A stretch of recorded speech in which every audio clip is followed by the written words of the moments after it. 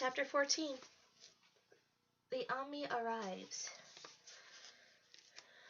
Connor was spinning through a world of light. It was so bright he could barely see anything. He couldn't hear the sound of his own voice either. All he heard was the air rushing around him. Occasionally he saw Bree or Emerald fly past him. He reached for them but couldn't reach far enough to catch them. He knew they were in the space between dimensions. He had been there before when he and his sister traveled through the Land of Stories book 2 years ago. It only seemed to be taking much longer than it had the last time.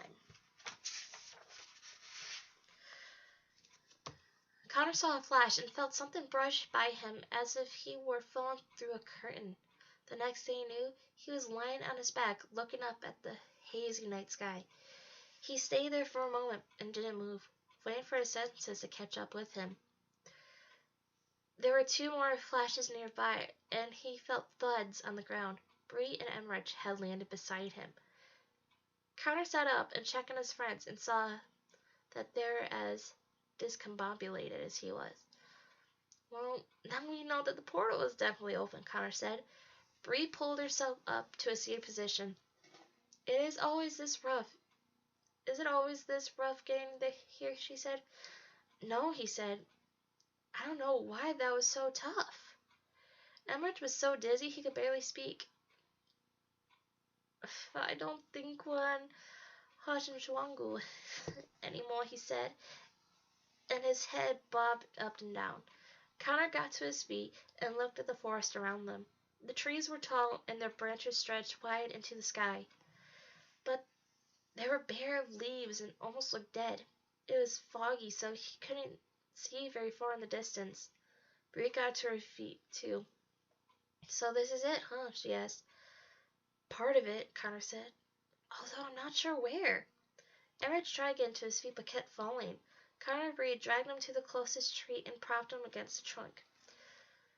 Oh, one of you, please tell me where I am, Emerald asked, and what happened to this New Schwalston? I told you it would be cooler than being secret agents, Bree said playfully. We're in the fairy tale world, bud, Connor explained. We accessed a portal that was hidden inside New Schwalston. Emerald looked around the forest in large, amazed eyes. The fairy tale world, he said, as in Snow White, Sleeping Beauty, Rapunzel? They're all here, Connor said. My grandma and sister live here too. The portal between this world and ours had been blocked for a while, but a friend of mine asked me to check if it had been reopened. And here we are. Emerald had so many questions he didn't know what to ask for first. Why did your friend ask you to check it?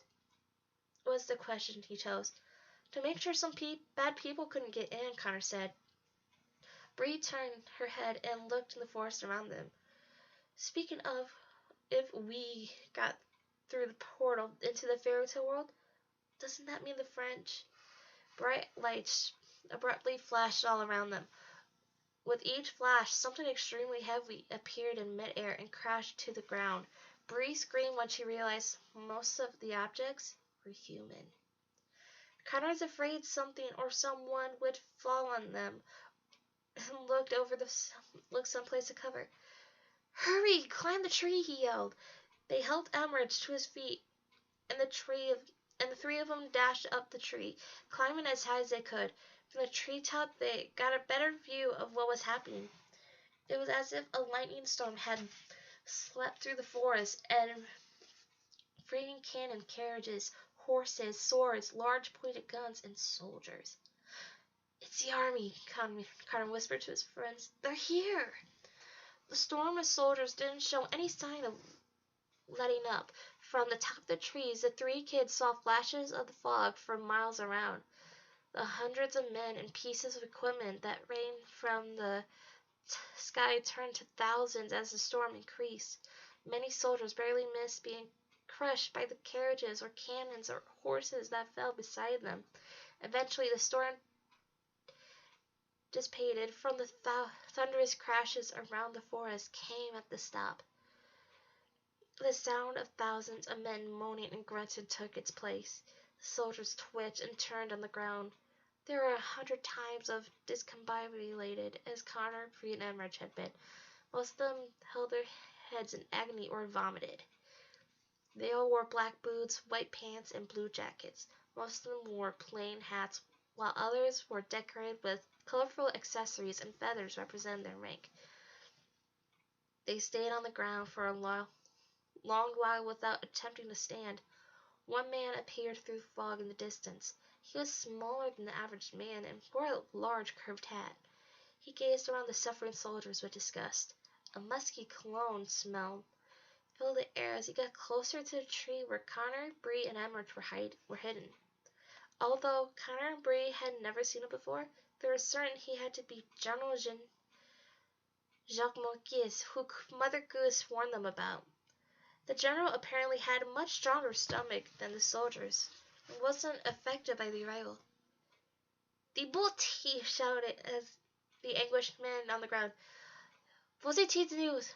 On était à la France." "What did he say?" Connor whispered to others. "He said, stand up. You're an embarrassment to France." Emerge translated. "You speak French, Connor?" "I can speak German, English, French, and Danish." Connor was floored. "Wow, I'm still struggling with English." Bree covered their mouths with her hands. "This is not the time to be comparing party tricks," she snapped, and they both stayed quiet. And many of the soldiers stumbled to their feet as their general commanded. Emerge quietly translated what they were saying for Connor and Bree. "Walk it off like men," the general told his nauseated soldiers. "This is nothing compared to the battle ahead." Another man appeared through the fog. He was a very tall and broad man and wore a rounded hat, just like the general's, but he was turned to the side. "General Marquis, congratulations, sir, we've arrived," Colonel Benton said. "Yes, Colonel, I can see that," the general barked. "But there is no use congratulating me until I know exactly where we are." The two other soldiers hurried through the forest to the general and colonel. They were dragging another man who didn't look like a soldier at all. "General Marquis, Colonel Benton," Captain Delane said. "We found someone." "This man was walking through the forest when we arrived," Lieutenant Rampart said. They pushed the weak old man to the ground in front of the General Marquis, and was terrified and looked around the soldiers in complete shock. "I saw you fall from the sky," he said, trembling. "What kind of magic is this?" The general had no time for his befuddlement. "Tell us where we are, and you may keep your life," he said. Why, you're in the Eastern Kingdom, sir," the old man said. Connor locked eyes with Bree. "This is good information for them to know, too." And what is near here other than trees?" the general asked. "The border of the fairy kingdom is west here, but Pinocchio prison is closer. Let's go to the east," the old man said. The general stepped closer to him, looking at a tree. "A prison, you say?" he said. "Home to what kind of criminals?" "The worst criminals of all the kingdom," the old man said, surprised the general did not know. General Marquis' forehead went very smooth, and the corners of his mouth curled from a sinister smile.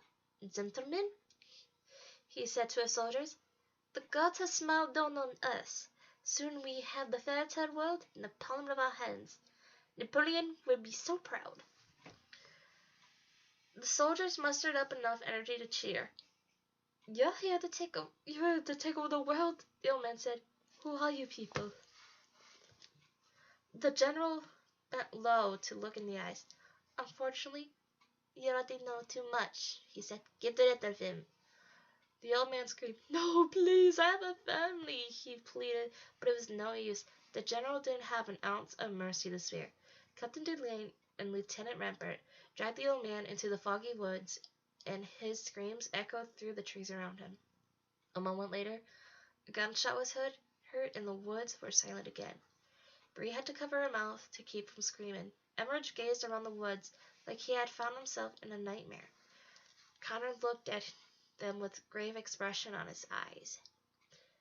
He had to stay as quiet as possible, or they could be next. "Colonel Benton, we need to regroup with our men immediately," the general instructed. "Half will stay in the woods and set up camp. The other would accompany us to the prison. He strike at dawn."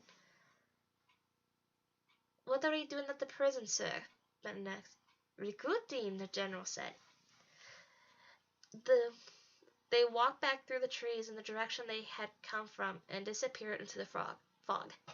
The other soldiers gathered their weapons and were scattered around the trees, hitched the horses to the wagons, and followed them into the woods. Connor, Bree, and Emmerich were the only ones left in the area. Connor gestured to the others to stay quiet as he climbed down the tree.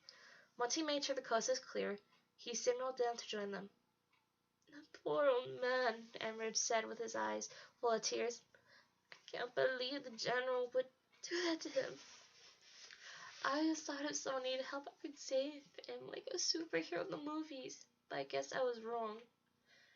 Bree placed a comforting hand on his shoulder. Connor's mind was racing as he thought about something the general had said. Did you hear what he told the soldiers?" Connor asked the others. "He said Napoleon would be so proud."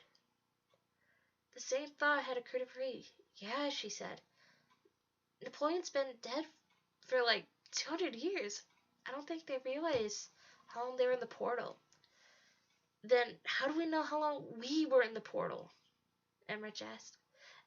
Emmerich and Connor and Bree looked at each other and chills went down their spines. Could they have been stuck in the portal for longer than they realized too? It was all the more reason to find someone they knew as quickly as possible. Connor felt so guilty for exposing Bree and Emmerich to this, it almost brought him to tears. He knew he should get them out of the land of stories as soon as he could. "I'm not going to lie. These guys are really scary," he said. "And right now, we need to get to the fairy palace pronto, so I can warn my friends that the army is here.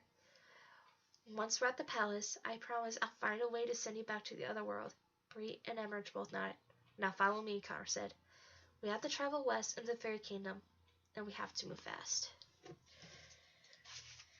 Alright, that is the end of chapter 14. Thank you so much for listening. Don't forget to subscribe if you want to hear more from the Land of Stories at Grimm and more books to come. Also, if you have any good recommendations for me to read, don't forget to comment below for those recommendations for me to read later on.